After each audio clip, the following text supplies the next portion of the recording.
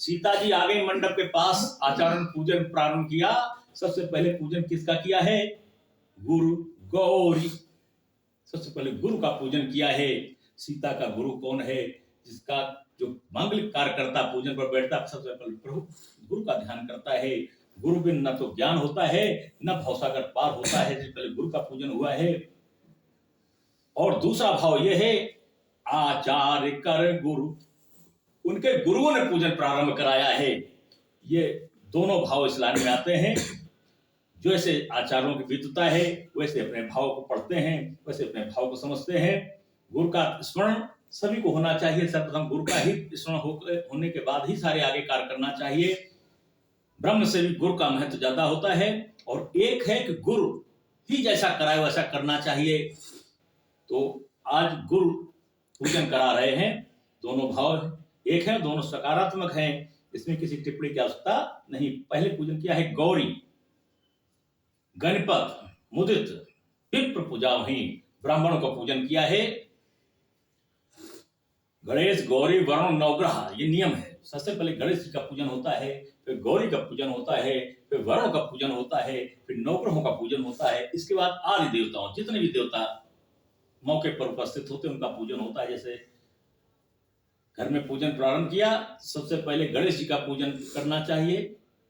जिसने नियम बिगाड़ के काम किया उसकी अपनी व्यवस्था है। अगर नियमित कार्य करते हैं तो उसका आनंद भी कुछ और है। सबसे पहले गणेश पूजन, फिर गौरी पूजन, गणेश, गौरी, नवग्रह, फिर नवग्रह का पूजन, गणेश, गौरी, वरुण, वरुण का पूजन, फिर नवग्रह का पूजन, फिर जितने भी देवी देवता आपके पास हैं उन सब का पूजन करना चाहिए।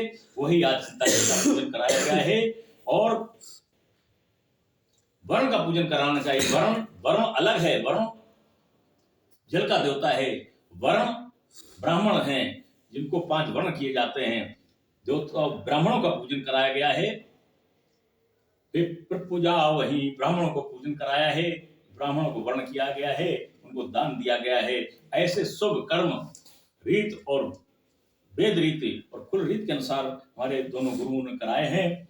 और उस पूजन में क्या हुआ, क्योंकि ब्रह्म का पूजन है, लक्ष्मी का पूजन है, साक्षात ब्रह्म का पूजन है, तो देवता स्वयं प्रकट हो गए। देवताओं का पूजन होता है मूर्ति में या उनके सांकेतिक उसमें, लेकिन मानस हमारा कहता है देवता स्वयं प्रकट हो जाते हैं।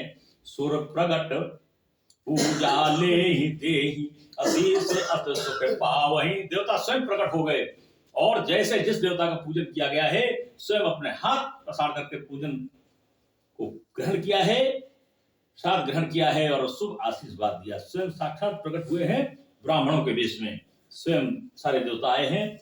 ये हमारे मानस कहता है, क्योंकि ब्रह्म का पूजन है, सारे देवी देवता आ गए हैं। और जब भी पूजन होता है, जब भी शादी ब्याह होते हैं, सारे देवी देवता आमंत्रित किए जाते हैं एक दिन पहले और उनको समय बताया जाता है कि इतने दिन तक आप जो है रहें। और जो पुरानी महिलाएं हैं सब जानती हैं, वो गीत भी गाती हैं, तुम न मानते तुम न मानते, दुनिया भर की चीजें, ये सारा विधान होता है।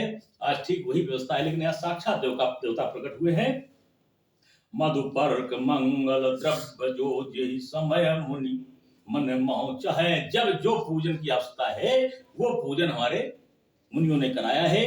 भरे कनक को पर कलश, और सारे लोग वहां उपस्थित हैं। जैसे मुनि का आचार का संकेत होता, पुष्प लाइए, बंधन लाइए, कपूर लाइए, धूप लाइए, सब लिए खड़े हैं, तुरंत देते हैं। और यहाँ जब आचार पूजन कराने जाते हैं तो सब छोड़ देते हैं आचार के ऊपर। पंडित जी बैठे, चौक पूरना है, बोले वो किसी देखा परिचित घर वाले को, रिश्तेदारों से कह नहीं सकते, नहीं मिला तो गए, वो फलाने बुलाओ, फलाने बुलाए गए। बोले अरे भैया वो बैठे उठ तो लाइए, चौक पूरने के लिए आटा। अरे पंडित पहले बताया करो, अब बताइए अब तैयार हो रही हैं और फलाने तो वहां गई हैं, ब्यूटी पार्लर गई हैं, फलाने वो गई हैं, अब बताओ आप अपनी बात। पंडित जी बैठे तो जब कह भी नहीं सकते हैं, कह दो तो पता लगे पूजन भी बंद, और पंडित जी तो लालची है, 2 पैसे मिलेंगे वो भी चले जाएंगे। तो उनका ठीक है, जैसी देवी वैसी पूजा, जब तुम दे दो तब दे दो, देर तुम्हारी होगी, हमको क्या करना।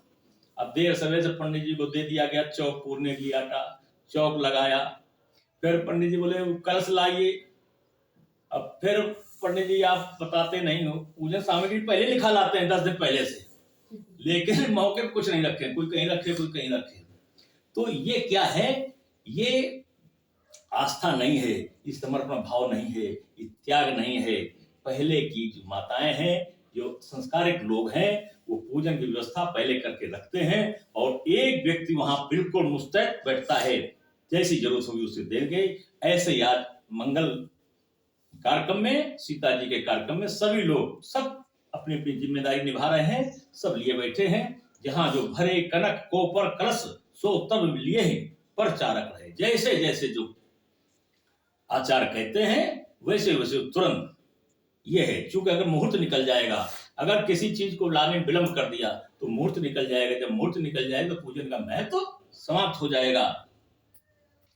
ये व्यवस्था है।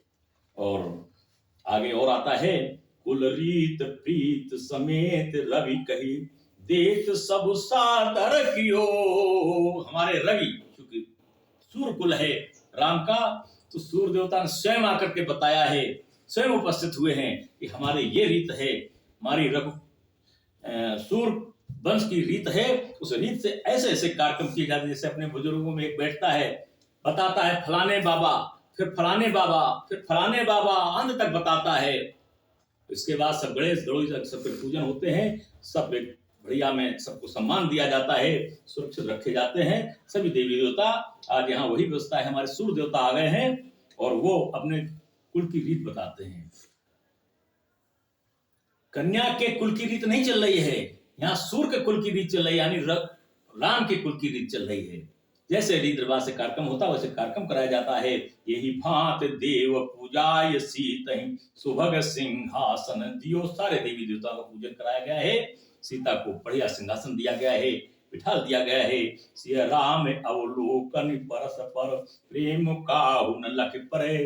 दोनों लोग राम और सीता एक दूसरे को ऐसे देखते हैं कि और सीता जानती मैंने राम को देखा, राम जानते मैंने सीता को देखा, लेकिन दूसरा नहीं समझ पा रहा है कि एक दूसरे के लोग देखते हैं। परस पर प्रेम काहू न लख परे, कोई नहीं देख पा रहा। लख मतलब देखना।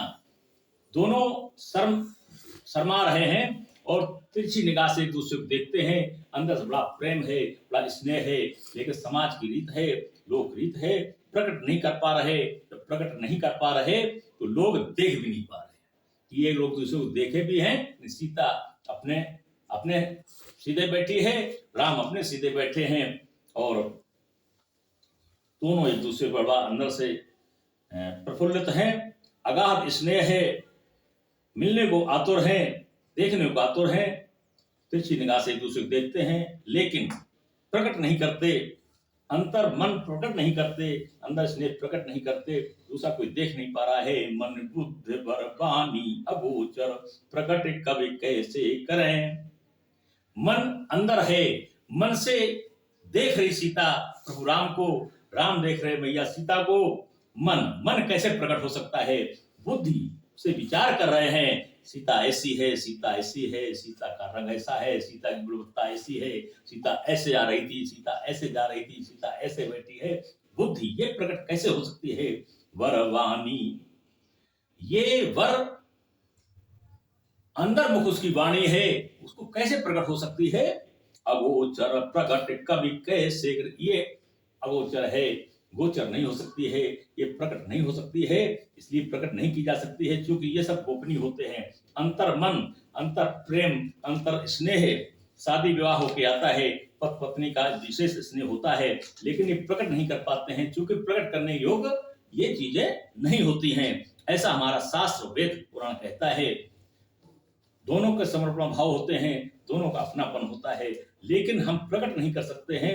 अगर हम प्रकट करते हैं तो बस यही रामायण के विपरीत कार्य हुआ, ये रामचरितमानस के विपरीत कार्य हुआ। उसको लोग अच्छा नहीं कहते हैं। बहुरिया आई, बार बार पति को खोज रही है, भीड़ में देख रही है, दिखाई नहीं दे रहे हैं जिससे साथ शादी हुई है, तो लोग कहते हैं बड़ी चंचल है, देखो इसका मन नहीं कहीं लग रहा। अरे भैया बुला दो, बाहर बैठे होंगे, बुला दो। तो इस तरीके की चीजें समाज में प्रकट करती हैं, इसके स्वभाव को प्रकट करती हैं। इसलिए जो हमारे सिद्धांत हैं, सिद्धांत अनुसार व्यक्ति को जीवन जीना होता है, तो बहुत चीजें प्रकट नहीं की जाती हैं और प्रकट होती भी नहीं है। ये अंतर मन है, इसको प्रकट किया भी नहीं जा सकता है। बहुत ही समय अपनी गति पर है, इसलिए अब अगले रविवार को हम लोग बैठेंगे। ये सीता और राम एक साथ बैठ गए हैं, गौरी का पूजन, सीता का पूजन हो गया है। जो हम आप जब पूजन होता है जिसमें तेल तिलाई बोलते हैं, उसमें बेटी से पूजन कराया जाता है कन्या से। वो कन्या का पूजन होकर के बैठ गई है और राम चूंकि पहले से आ चुके हैं, बारात पहले से आ चुकी है, रात में प्रभु राम भी बैठे हुए हैं। अब इनका पाणे ग्रहण का कार्यक्रम आगे शुरू होगा और अगले रविवार को हम लोग देखेंगे। बड़ा ही आनंद है। भगवान राम के विवाह में, ब्रह्म के विवाह में देखिए देवता स्वयं ब्राह्मण के रूप में प्रकट है, तो हम सब भी प्रकट रहें और प्रभु का अच्छा विवाह देखें। हमारी मैया सीता जी बड़ा आनंदित हो रही, पार्वती जी बड़ी आनंदित हो रही हैं राम और सीता का विवाह देखने के लिए। आज जितनी कृष्णता थी मैया के अंदर एकदम समाप्त हो जाती है और एकदम आदर के सहित भगवान राम उनके आदर और इष्ट बन जाते हैं। हमारे जैसे तो भगवान शंकर के इष्ट हैं, वैसे मैया पार्वती इष्ट राम हो जाते हैं, सीता हो जाती हैं। बहुत ही सुंदर है। और सुख हो या दुख हो, भगवान का हर समय स्मरण रखना चाहिए। भगवान का 2 बार नाम और भगवान की प्रार्थना हर समय रखना चाहिए। बोलिए आनंद कंद भगवान की।